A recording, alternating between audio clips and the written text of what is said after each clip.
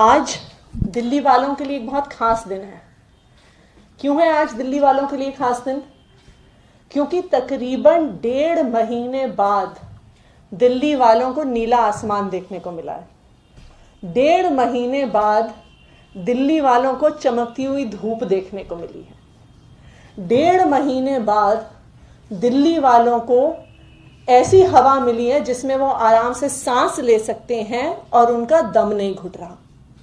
वरना पिछले 1.5 महीने से और हर साल अक्टूबर नवंबर के महीने में दिल्ली वालों को एक दम घुटने वाला माहौल, एक ऐसी हवा जिसमें सांस लेने में दिक्कत होती है, हर साल दिल्ली एनसीआर वाले, पूरे उत्तर भारत वाले साल दर साल अक्टूबर नवंबर के महीने में झेलते हैं। और उसका क्या नतीजा होता है? हमें छोटे छोटे बच्चों को, 5-5, 6-6 साल के बच्चों को लगातार नेबुलाइजर देना पड़ता है। हमें अपने घर के बुजुर्गों को बार बार डॉक्टर पे लेके जाना पड़ता है, अस्पताल लेके जाना पड़ता है, क्योंकि वो सांस नहीं ले पाते हैं।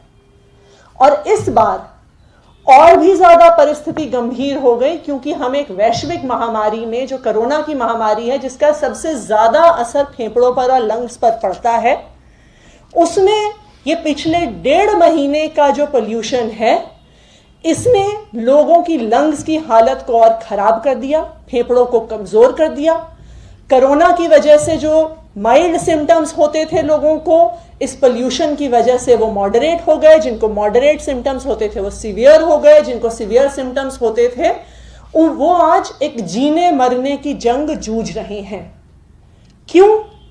क्योंकि इस साल हर साल की तरह पंजाब और हरियाणा में पराली जलाई जा रही है और इसी वजह से दिल्ली के लोग सांस नहीं ले पा रहे। तो आज ऐसा क्या हो गया? आज ऐसा क्या जादू हो गया? कल ऐसा क्या जादू हो गया जो पिछले 2 दिन से दिल्ली वालों को ये साफ आबो हवा मिल रही है? मैं अभी आप लोगों को एक ग्राफ दिखाती हूं और यही ग्राफ अभी हम आपको प्रोजेक्टर पे भी दिखा रहे हैं कि आप उसे थोड़ा सा और करीबी रूप से देख पाएं कि ऐसा क्यों है कि पिछले 1.5 महीने से दिल्ली वाले सांस नहीं ले पा रहे थे और अब पिछले 2 दिन में ऐसा क्या बदलाव हो गया है कि दिल्ली वाले सांस ले पा रहे हैं। इसको जरा प्रोजेक्टर पे खोलिए।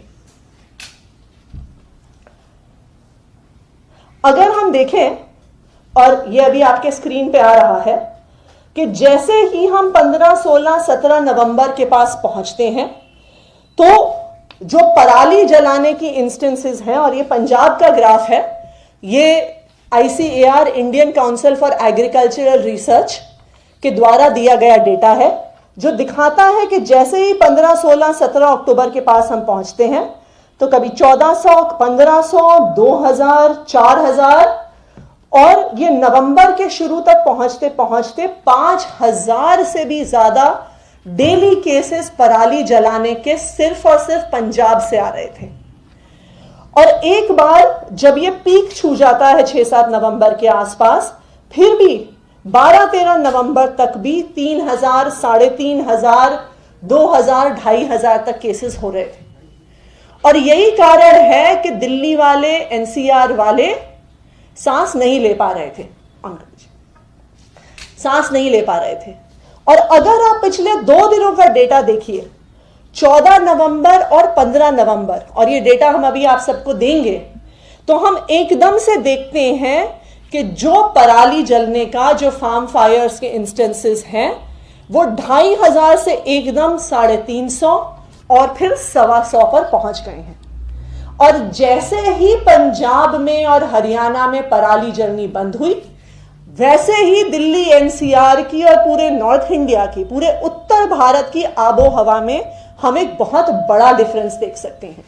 आज दिल्ली में सबको पता है कि जो आज हम दिल्ली में सांस ले पा रहे हैं, जब इतनी ज्यादा पंजाब और हरियाणा में आग लग रही थी तो अपने घर से बाहर सांस लेना मुश्किल हो रहा था।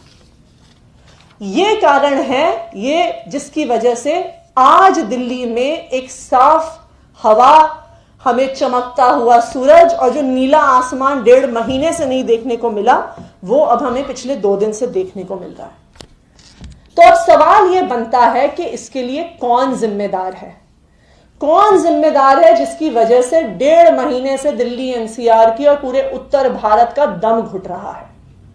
और इसके लिए हम साफ साफ देख सकते हैं कि हरियाणा और पंजाब के मुख्यमंत्री जिम्मेदार हैं। क्यों? क्योंकि उनकी जिम्मेदारी थी कि वो कोई समाधान निकाले जिससे किसानों को पराली ना जलानी पड़े, वो कोई समाधान निकाले जिसकी वजह से पंजाब और हरियाणा के किसान खुद, दिल्ली एनसीआर के लोग और पूरे उत्तर भारत के लोग इस दम घुटने वाली हवा में ना जिए। ये उनकी जिम्मेदारी थी और ये उनकी क्रिमिनल नेग्लिजेंस है जिसकी वजह से दिल्ली वाले, एनसीआर वाले पिछले 1.5 महीने से परेशान हैं।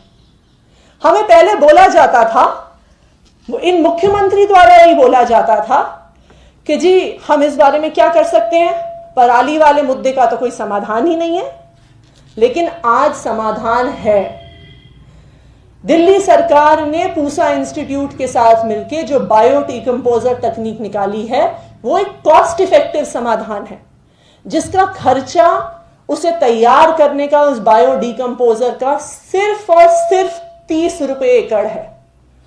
तो आज मैं पंजाब और हरियाणा के मुख्यमंत्रियों से पूछना चाहती हूं कि क्या आप पंजाब और हरियाणा के किसानों को 30 रुपए एकड़ का खर्चा नहीं दे सकते थे क्या? दिल्ली में हमने खुद एक सेंट्रल गवर्नमेंट के इंस्टीट्यूट के साथ जाकर यह समाधान अगर निकाल लिया तो हरियाणा और पंजाब के मुख्यमंत्री क्या कर रहे थे?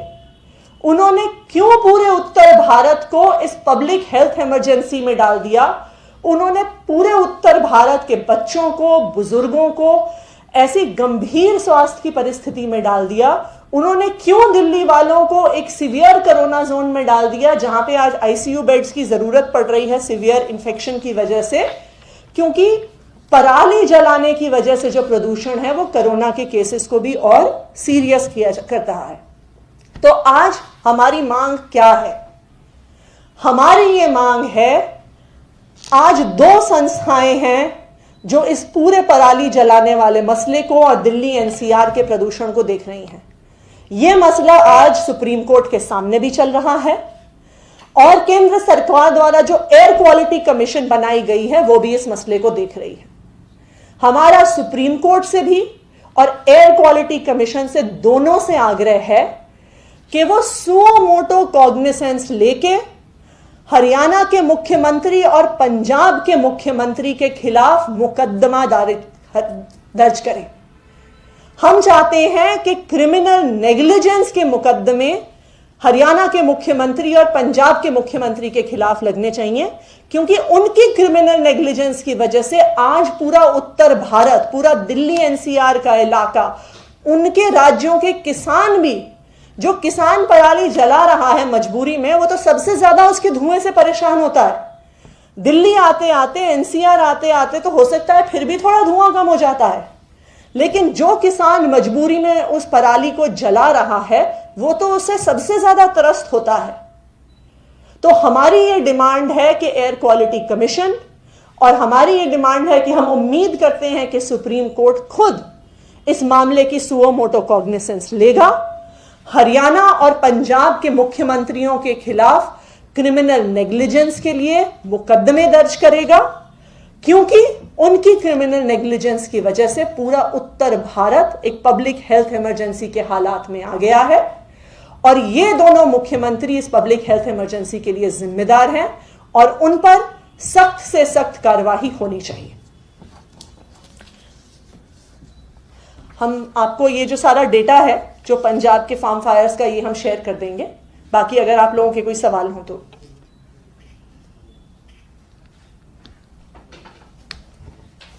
जी, थैंक यू।